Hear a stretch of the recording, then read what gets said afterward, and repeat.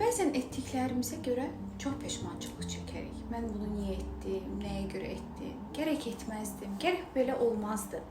Bu kimi suallar bizim beynimizi çox yormağa başlayır və artıq görürük ki, yıpranmışıq. Artıq heç bir şeyə həvəsimiz qalmır, həyata marağımız itməyə başlayır.